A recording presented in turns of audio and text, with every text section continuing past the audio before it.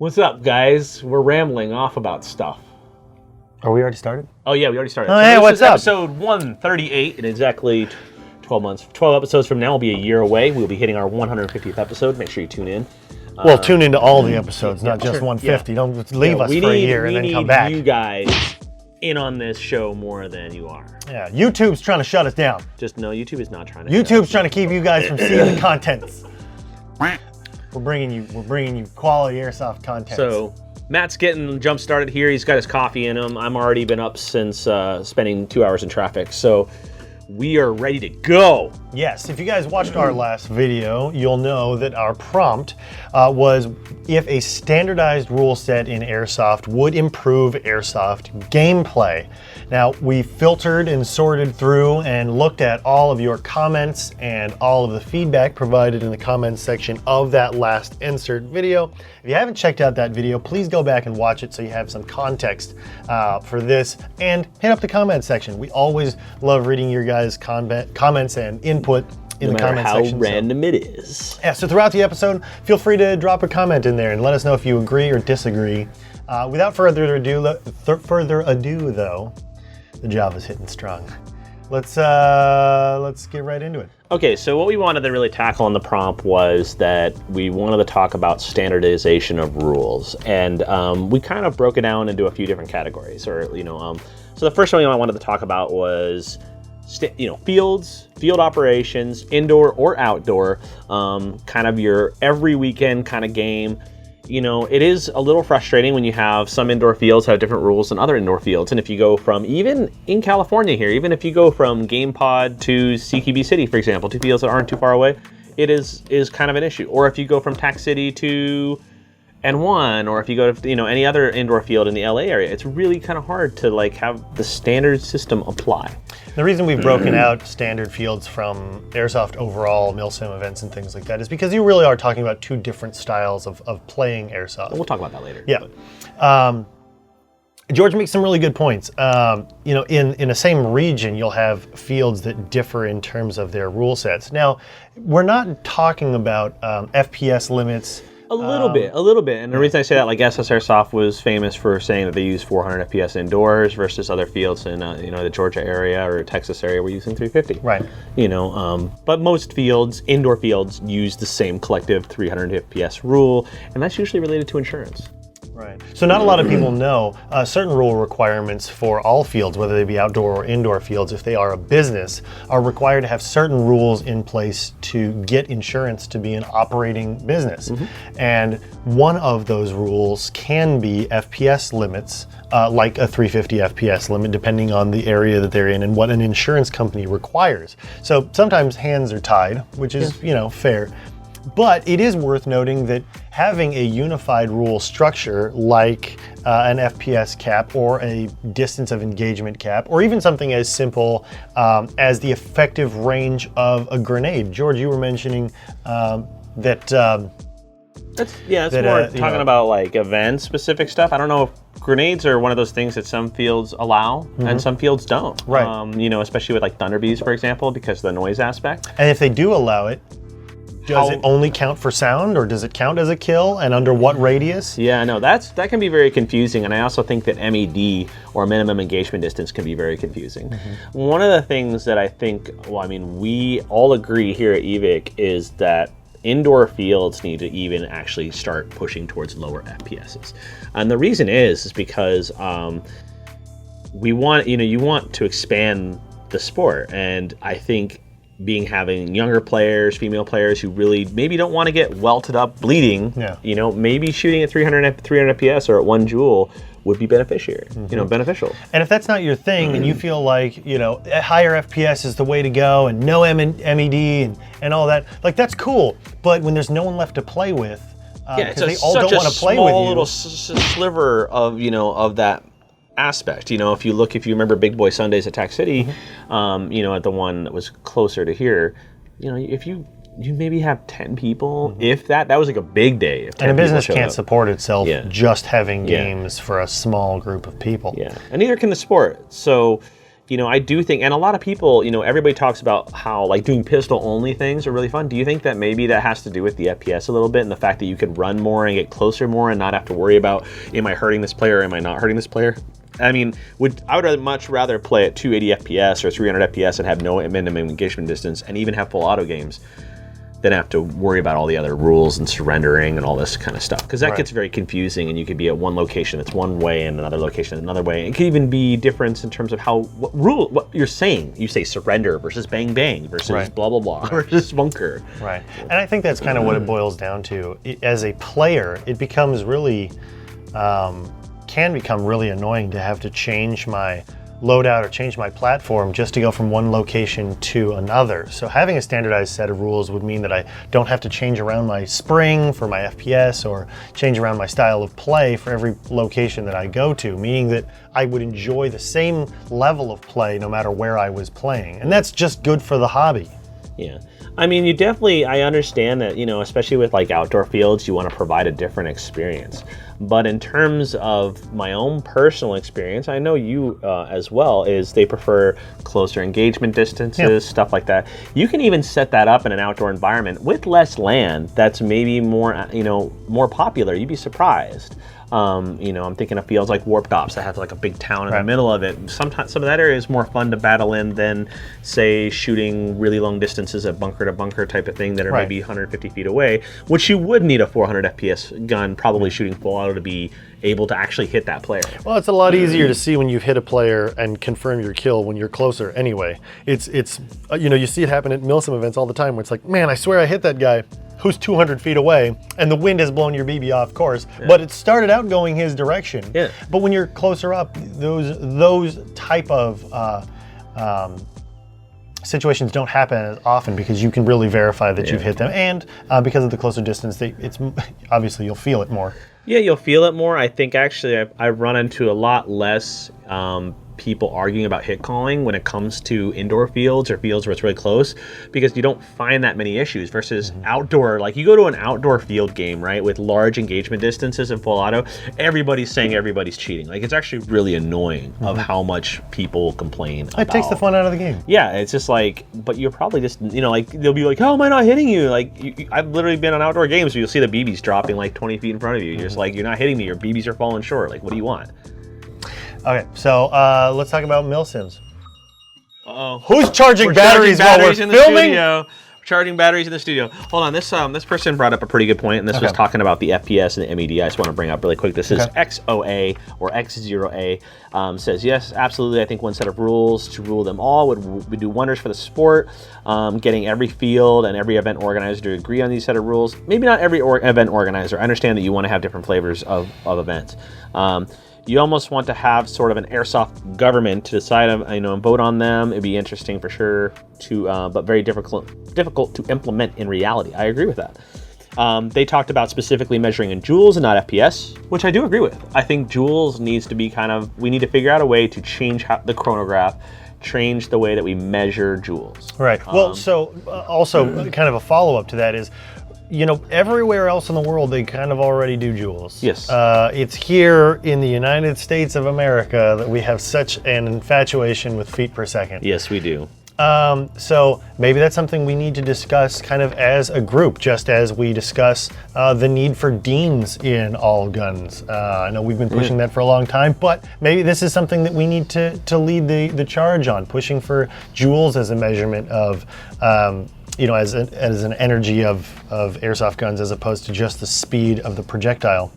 But anyway, this person's also just bringing up, like that. He's bringing up the, if you're below a certain joule to have no minimum engagement distance, or if you're under even more joules, you could use full auto at, MED. All these kind of things are really cool. Well, the nice thing about going with a lower FPS, like they do in countries like Japan, is because of the lower FPS, full auto isn't seen as so much of a negative, and you're able to do more of that on fields. Whereas here, because of our higher FPS limits, it's really frowned upon. Simply because we have younger players and players that aren't comfortable with getting a full auto spray at them. So maybe changing the FPS limit can get more players involved, and ultimately more players means more targets, which means more shooting. Yeah, That's what we want. I think also the BB weight can play into this a little bit. If you're shooting at 300 FPS, you're probably using 2 O's or 2 3s. You're not using a really heavy BB. And you know what? I get it. Using a heavy BB with an HPA system or a higher FPS system to get distance makes sense. I agree with you. But indoors, and that's in my opinion, 3 O's indoors are unnecessary. In my opinion, indoors is the bread and butter of airsoft. And also outdoor pickup games. That's where that's where the big influence of airsoft is. We anything above 2.8s at some of those is almost unnecessary. But our obsession with getting distance in terms of airsoft over the last 3 or 4 years is pretty. Don't get me wrong. I love seeing my BB It's awesome. Yeah. I agree with you. But there needs to be a fine line of something. There are several different large event coordinators, kind of all around the U.S. and there are also event coordinators that do big events throughout Europe and the rest of the world. And obviously, each rule set caters to a different style of play. That's why all these events have different flavors to them, and that's why we all go to these different events, because you're expecting a different style of play.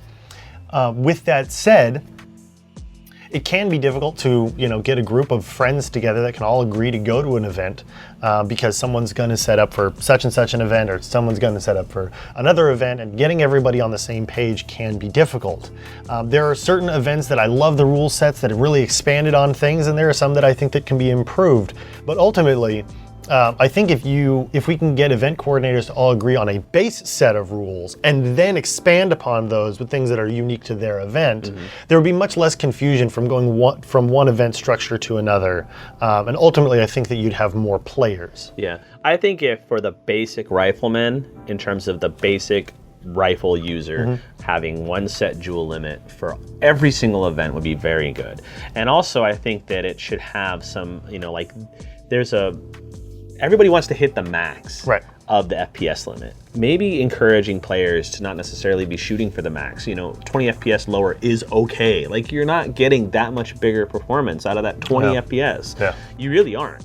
My 300 FPS were just fine in Bad Blood. Yeah. So it's kind of one of those things that maybe encouraging that. Definitely having the same rules in regards to grenades and what kind of things are allowed to be used. That would, and distances in terms of MED, all these things would be great. Then you can go into the, we're going to have semi-auto here, we're going to have an economy aspect here, like Milsim West, so there is no semi-auto, but or revolutions, stuff like that. Then you can kind of get into that realm. You don't want to standardize that, because as we all play different events, is to have different experiences. Right. So I agree with that. But at least having the same, this is the chrono rules, this is the rifle rules, this is the grenade rules. This is the grenades you can and cannot use. I think that would be useful. Well, so let me ask you this and pose a counterpoint, because I know this will come up. So airsoft is all about personalization and customization, and just kind of enjoying the hobby for your experience. And if I want to run an MP5 as a sniper rifle because that's my gun and that's how I want to experience airsoft, then I want to be able to do that. And it would be a turnoff for me to be told by an event that my MP5 is only an SMG and that I couldn't use it for anything else. Or if I was an M4 gunner and I wanted to throw on a box mag and be a heavy gunner or an LMG, to be told that I wasn't allowed to experience airsoft how I wanted to because it didn't fit a rule set. How do we address those issues? Because I would be willing to bet that the majority of airsoft, because you're shooting the same size projectile, you're not limited by the same caliber constraints that real firearms are. So if I want to shoot a 6mm, M4 and treat it like it's got a box mag and run as an LMG, why shouldn't I be allowed to do that? I think the way that you could do it is that has to be allowed for pickup, and I think that already is allowed for all pickup. The reason I'd say that Milsim, obviously, Milsim West has its impressionist aspect to it, so they want you using specific guns. Even American Milsim, and Line Claws and other Third Coast and even DFE have their specific rules for their specific roles. As for the SMG thing, for example, at DFE, if you want to shoot full auto with your SMG, it has to shoot a certain FPS. But if it shoots over that FPS, you can still use it. You just can't shoot full auto. So what if I want to take an M4 body and use it as an SMG. Well, that's why I bring that up. That's a very good point. But I think the reason they do it is if you, as game control, are trying to monitor a game, and if you have it where only 9mm looking mags can shoot full auto, it's a lot easier to keep track of it. Versus if you have M4s shooting full auto, they'll be like, I gotta go chrono that guy. Okay, or see his chrono tag that specifically says that. So that could be hard. So maybe that's not the event for you, is what we're saying. Maybe, yes. Yeah, okay. All airsoft guns are equal. We're just trying to work this out together. You and me, and George. George and I and you. So, I mean, this you kind and of... George and I. This topic from... Rude! This comment from Tim Wellington, he says he's really surprised all the field owners don't get together 1 to 4 times a year and discuss event rules, safety, events, tournaments, and goofy things that only a small number of people can do, like Marco Polo or TTT. A video I saw a while back discussed FPS, joules, like all these things. It would be nice if there was more communication among event promoters, event organizers, fields, all this stuff. It would be great if there was just more communication so they're all on the same page. And that brings up a very, I think, valid concern with, fields and retailers. Just kind of, everyone has to remember that we're all part of the same hobby together. We're all trying to make Airsoft more popular. We're all trying to make Airsoft more accessible to everyone. And undercutting each other and trying to one-up each other and fight each other over, pieces of the same pie is really counterproductive. Agreed. That's all I had to say about that. So another thing we kind of wanted to talk about was tournament-style events. Okay. So this is now going into a different role, and I think this comment actually plays a lot into that. Okay. In terms of tournaments, you have SpeedSoft, you have SpeedQB, and then you have a few other outliners. Mm-hmm. Not very many. Battle Arena is the only one I can think of besides SpeedQB. And Millspeed. And is Millspeed a tournament? It's not really a tournament. It's a group of guys that do military costumes in speed games. Yes, but I mean, like in terms of tournaments, we're talking about tournaments. Yeah, we're talking about force-on-force tournaments. Force-on-force. I do agree that having a rule set for those tournaments all maybe match doesn't really work. Like Battle Arena is more of a milsim type tournament. Mm-hmm. It's not force-on-force on a field to meet each other. It's more of like an attack and defend and all these so different aspects and different rules versus you couldn't just have that be SpeedQB. It just doesn't make sense. Right. So like if you're a motorsport enthusiast, just because you like racing cars doesn't mean you can take your time attack car and go be in an F1 race. Correct. Like there are certain requirements to compete because there's a prize and that rule set garners a certain type of winner that they're looking to award to. Yeah. So I understand having specific rules for each competition or tournament style play, but with that said, although you can have specific rules to that tournament, we still have the ability to do basic rules like FPS, MED, things like that. Yes. Yeah. So Jacob Hyatt brought up this. He says, "I think a standardization of rules would be good. It would really allow the sport to grow, similar to how esports grew into big news, or be big news. Once people and afterwards, companies started agreeing on what is and what isn't allowed." All the fields and CQB arenas I've gone to in my hometown had the same basic rules. Start there and build it up, and I believe it would get official airsoft leagues going. So it seems like we're all kind of on the same page, both the guys in the comments and kind of George and I, spitballing some ideas here. But Jacob brings up a really good point, talking about CQB arenas and being able to build up from there for official leagues. Yeah, and I think that some people have done it more successfully than others. I know that at like our Houston location, we do have like SpeedQB tournaments that do pretty well, and people want that style of play and they like it. Mm-hmm. So then if you get more people who like it, then you keep them in this. You keep everybody in the sport longer. You keep them growing. You keep them having fun, and that's what Airsoft is about: fun. Right.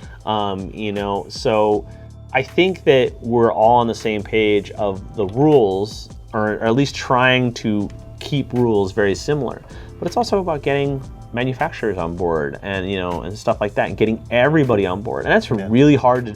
Airsoft is one of the very unique industries that it felt like it was banding together, and like maybe 8 years ago, Yeah, and back now, when we were all up in Sacramento together. yeah, you know, like you look at what the airsoft industry did during SB 798 was impressive. Everybody put their ego aside to achieve a common goal, and now it seems like that would be impossible. Right.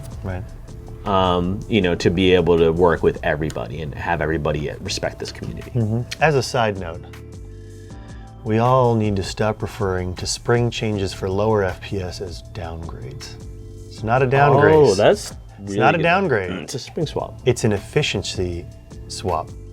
It's a, Well, no, it's like- a lower FPS upgrade.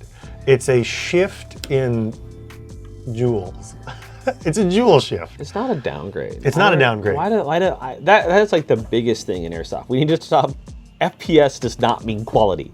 Right. You know. And we can thank JG for that.